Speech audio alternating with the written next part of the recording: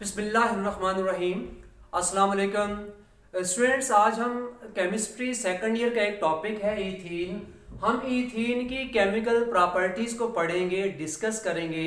Last lecture में आप लोगों को हमने ईथीन की प्रिपरेशन पढ़ा दी थी। आज हम इसकी केमिकल प्रॉपर्टीज पढ़ने जा रहे हैं। हम देखते हैं क्या इसकी केमिकल प्रॉपर्टीज हैं। पहले हम पढ़ेंगे एडिशन रिएक्शंस, ईथीन के एडिशन रिएक्शन, जिसमें नंबर 1 पे है एडिशन ऑफ हाइड्रोजन। जब हम ईथीन जो है इसको हाइड्रोजन के साथ निकल कैटालिस्ट की मौजूदगी में 300 डिग्री सेंटीग्रेड तक हीट करते हैं तो क्या होता है कि इस ईथीन में ये एक हाइड्रोजन एटम इस कार्बन पर आ जाता है, दूसरा हाइड्रोजन एटम दूसरे कार्बन पर आ जाता है। इस तरह से ईथेन की फॉर्मेशन हो जाती है। ठीक है, तो इसका मतलब ये हुआ कि when ethene is heated with hydrogen in presence of nickel catalyst at 300 degree centigrade then ethane is formed. ये तो एडिशन ऑफ हाइड्रोजन है। इसके बाद नेक्स्ट हम बात करते हैं एडिशन ऑफ हैलोजन्स।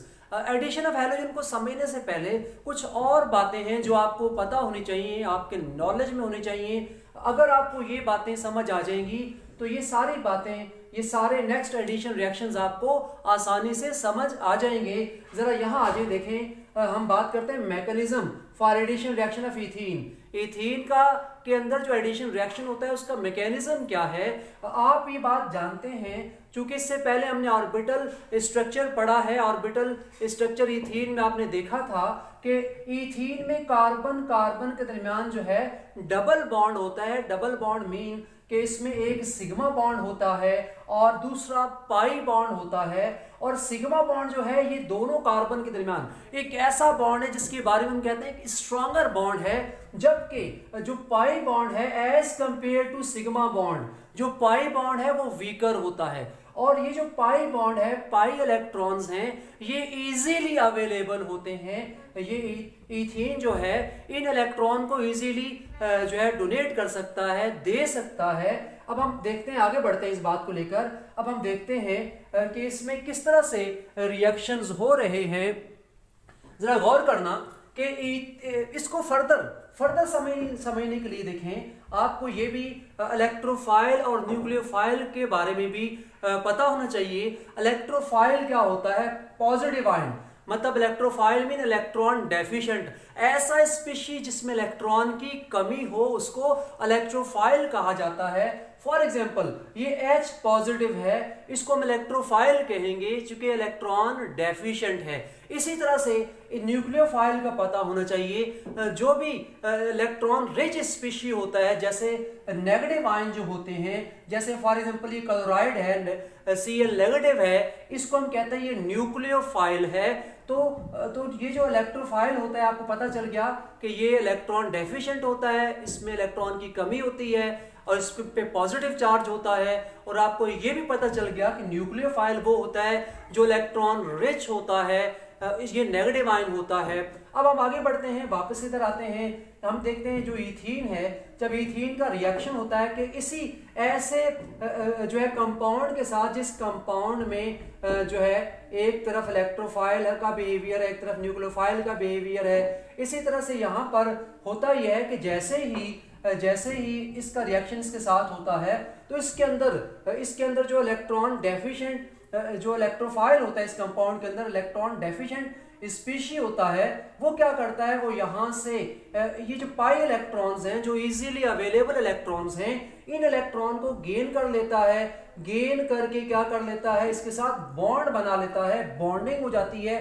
जरा यहाँ देखें कि यहाँ पर ये आकर बॉन्ड बना लेता है और जैसे ही यहाँ पर इसका बॉन्ड बन जाता है, उसके बाद जब इलेक्ट्रॉन पेयर यहाँ शिफ्ट हो जाता है तो इस कार्बन में इलेक्ट्रॉन की कमी हो जाती है।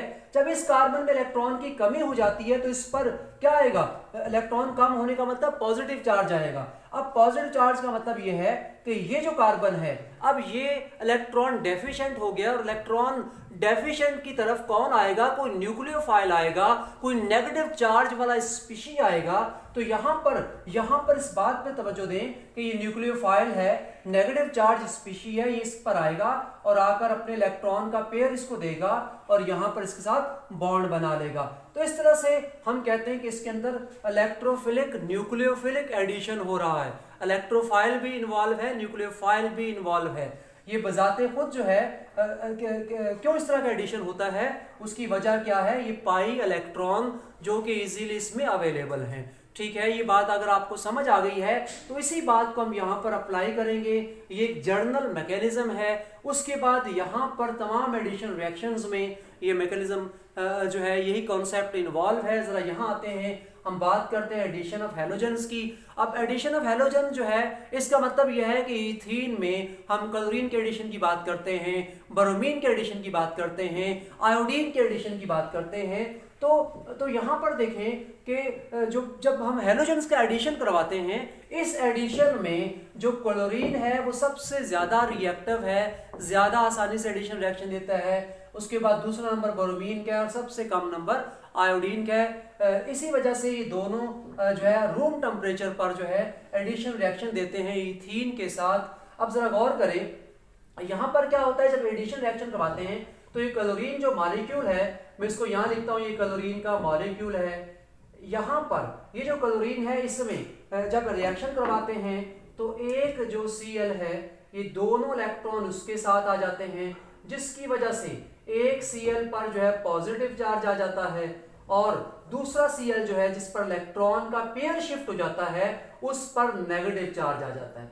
तो ये पॉजिटिव चार्ज वाला जो Cl है ये यहाँ से क्या करता है, यहाँ से इस इलेक्ट्रॉन के पेयर को लेता है, यानी कि ये इलेक्ट्रोफाइल बन चुका है। और ये इलेक्ट्रोफाइल क्या करता है कि इस इलेक्ट्रॉन के पेयर को गेन करके क्या कर लेता है, कार्बन के साथ यहाँ बॉन्ड बना लेता है। उसके बाद जब ये इलेक्ट्रॉन जो है ये ले लेगा, Cl पॉजिटिव ले लेगा, तो उसके बाद इस कार्बन पे क्या होगा, इलेक्ट्रॉन की कमी हो जाएगी, जिसकी वजह से ये Cl नेगेटिव यहाँ पर आकर क्या करेगा, बॉन्ड बना लेगा। इस तरह से 1,2 डाइक्लोरो इथेन बन जाएगा, मतलब एक Cl यहाँ पर आ जाएगा और दूसरा Cl यहाँ पर आ जाएगा। इस तरह हैलोजन का एडिशन हो जाएगा। उसके बाद आगे बढ़ जाते हैं। इसी तरह से देखिए, अगर क्लोरीन की बजाय ब्रोमीन होता तो क्या होता, एक Br यहाँ आता, एक Br यहाँ आता, इसको 1,2 डाइब्रोमो इथेन कहते। इसी तरह से और आगे बढ़ते हैं, एडिशन ऑफ हाइड्रोजन हैलाइड्स की बात करते हैं। हाइड्रोजन हैलाइड्स, हाइड्रोजन और हैलोजन, हाइड्रोजन और हैलोजन मतलब के क्या है, hydrogen chloride, hydrogen bromide, hydrogen iodide. ठीक है, जैसे हम कहते हैं हाइड्रोक्लोरिक एसिड, हाइड्रोब्रोमिक एसिड। ठीक है, तो यहाँ पर जो है इसमें भी रिएक्टिविटी ऑर्डर है कि इसमें सबसे ज्यादा रिएक्टिव कौन है, इसको देखा जाए हाइड्रोजन हैलाइड में सबसे ज्यादा रिएक्टिव हाइड्रोजन आयोडाइड है। ये ज्यादा आसानी से एडिशन रिएक्शन देता है as compare to HBr and HCl। अब आप जरा गौर करें, जब हम क्या करवाते हैं इसका रिएक्शन इथीन का HCl से करवाते हैं तो इस वाले केस में हमें इसमें ऑलरेडी पता है कि इस पे नेगेटिव चार्ज होता है, इस पे पॉजिटिव चार्ज होता है। इसी वजह से ये जो इलेक्ट्रॉन का पेयर है जिसमें पाई इलेक्ट्रॉन है ये आसानी से गेन करेगा, गेन करके यहाँ पर हाइड्रोजन शिफ्ट हो जाएगा। जब यहाँ शिफ्ट होगा तो ये CH3 बन जाएगा और नेगेटिव वाला दूसरे कार्बन पर आ जाएगा और यहाँ Cl तो क्या बन जाएगा, इथाइल क्लोराइड या क्लोरोइथेन की फॉर्मेशन हो जाएगी। ये है addition of hydrogen halide. Hydrogen halide मतलब हाइड्रोजन क्लोराइड या हाइड्रोजन ब्रोमाइड या हाइड्रोजन आयोडाइड। ठीक है, इनमें से किसी के साथ भी रिएक्शन करवाएंगे सेम इसी तरह से। अगर फॉर एग्जांपल यहाँ HCl की बजाय HBr होता तो यहाँ Br आ जाता। इसी तरह से और आगे बढ़ते हैं, फिर एडिशन ऑफ H2SO4 की बात करते हैं कि एडिशन ऑफ H2SO4 किस तरह से होता है। H2SO4 में जरा देखें कि हम इसको इस तरह से लिखते हैं, H फिर OSO3H, इस तरह से अब लिखते हैं। तो H2SO4 चूंकि H पॉजिटिव आयन देता है, ठीक है, जब H पॉजिटिव आयन देता है तो H positive ion as electrophile काम करता है। ये भी क्या करेगा, इस इलेक्ट्रॉन के पेयर को, पाई इलेक्ट्रॉन को गेन करेगा और यहाँ CH3 बन जाएगा, CH2 की बजाय CH3 बन जाएगा और दूसरी जगह पर ये जो बाकी नेगेटिव पार्ट है यहाँ पर आकर अटैच हो जाएगा। ठीक है, OSO3 H, इसको हम कहते हैं क्या बन गया, इथाइल हाइड्रोजन सल्फेट। ये इथाइल हाइड्रोजन सल्फेट बन गया है। इस इथाइल हाइड्रोजन सल्फेट को अगर वाटर के साथ बॉयल करते हैं, बॉइलिंग वाटर के साथ इसकी ट्रीटमेंट करवाते हैं, रिएक्शन करवाते हैं, तो क्या होता है, उससे उसके रिजल्ट में क्या बन जाता है, इथाइल अल्कोहल। ये जो यहाँ पर मौजूद आपको नजर आ रहा है हाइड्रोजन सल्फेट, ये हाइड्रोजन के साथ मिलकर H2SO4 बना लेता है और यहाँ पर OH शिफ्ट हो जाता है। इस तरह से इथाइल अल्कोहल की फॉर्मेशन हो जाती है, इथाइल अल्कोहल बन जाता है। और आगे बढ़ जाते हैं, नेक्स्ट हम बात करते हैं एडिशन ऑफ वाटर। ये जो बेसिकली आपने ये पढ़ा है H2SO4 का एडिशन, ये और ये काफी हद तक मैच करती हुई बातें हैं। हम क्या करते हैं, वाटर का एडिशन करवाते हैं in the presence of acid, ठीक है। यहाँ पर हम कहते हैं हाइड्रेशन करवा रहे हैं, तो इसमें क्या होता है, इसमें भी एक हाइड्रोजन यहाँ आ जाता है, OH यहाँ आ जाता है। इस तरह से इथाइल अल्कोहल या इथानॉल की फॉर्मेशन हो जाती है। और आगे बढ़ जाते हैं, एडिशन ऑफ हाइपोहेलस। हेलस मतलब हेलोजन से आया है, हेलस एसिड मतलब फॉर एग्जांपल हम कहते हैं हाइपोक्लोरस एसिड या हाइपोब्रोमस एसिड, ठीक है। तो मतलब यहाँ Cl है तो हाइपोक्लोरस कहेंगे, अगर Br होता तो हम हाइपोब्रोमस एसिड कहते। अब और आगे बढ़ते चले जाते हैं। अब हम देखते हैं कि यहाँ पर चूंकि ऑक्सीजन ज्यादा इलेक्ट्रोनेगेटिव है, इस पे नेगेटिव चार्ज होगा, इसके ऊपर पॉजिटिव चार्ज होगा। इसी वजह से ये जो इलेक्ट्रोफाइल है, ये यहाँ से पाई इलेक्ट्रॉन को गेन करेगा, गेन करके इसका हिस्सा बन जाएगा, यहाँ पर आकर अटैच हो जाएगा, बाकी OH दूसरे कार्बन पर अटैच हो जाएगा। इस तरह से क्या बन जाएगा, 2-क्लोरोइथानॉल, 2 यानी कि 1-2 पर Cl है, 2-क्लोरोइथानॉल की फॉर्मेशन हो जाएगी। और आगे बढ़ते हैं, नेक्स्ट एडिशन रिएक्शन में है addition of chlorine water. Chlorine water की एडिशन की बात हो रही है। क्लोरीनी वाटर हो या ब्रोमीनी वाटर हो, उसका मतलब ये होता है कि वाटर के अंदर क्लोरीन को या ब्रोमीन को हमने क्या किया हुआ है, मिक्स किया हुआ है। और जब हम जो है वाटर में क्लोरीन को मिक्स कर देते हैं तो क्या बन जाता है, दो चीजें बन जाती हैं, HCl बन जाता है और HOCl बन जाता है, ठीक है। मतलब ये है, दूसरे अल्फाज में ये कह लें कि क्लोरीन वाटर का मतलब है हाइड्रोक्लोरिक एसिड का एडिशन और हाइपोक्लोरस एसिड का एडिशन। और ये दोनों एडिशन हम ऊपर पढ़ चुके हैं, पहले आ चुके हैं। देखें यहाँ पर HCl का एडिशन करवाएंगे तो इथाइल क्लोराइड बनेगा, और अगर HOCl का एडिशन होता है तो क्या बनता है, 2-क्लोरोइथानॉल, ठीक है। मतलब दोनों चीजें एक वक्त में इसमें ऐड हो रही होंगी, राइट। उसके बाद नंबर नेक्स्ट है 8 है फॉर्मेशन ऑफ मस्टर्ड गैस।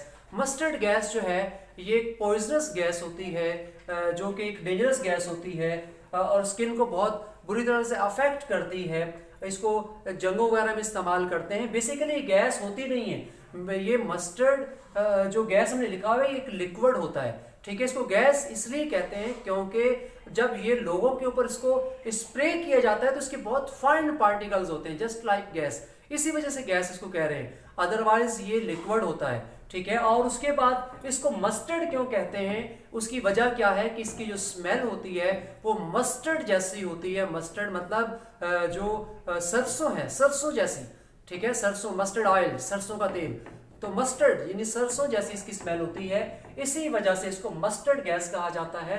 और ये कैसे बनती है, जब हम इथीन का रिएक्शन करवाते हैं जो है सल्फर मोनोक्लोराइड के साथ, तो होता क्या है कि ये सल्फर के साथ दो जो है CH2 और फिर Cl आ जाता है। इसी तरह से यहाँ पर सल्फर के साथ CH2Cl आ जाता है और ये बन जाता है, इसको मस्टर्ड गैस कहते हैं। इसका एक और नाम भी है बीटा डाइक्लोरो डाइइथाइल सल्फाइड, ठीक है। इसको ये भी कहते हैं, चूंकि एक बीटा पर Cl है, दूसरा तो बीटा डाइक्लोरो ये है, ठीक है। और उसके बाद जो है इसी तरह से डाइइथाइल भी है और सल्फाइड, ठीक है। और एक सल्फर यहाँ अलग हो जाता है। उसके बाद नेक्स्ट है पॉलीमराइजेशन ऑफ इथीन।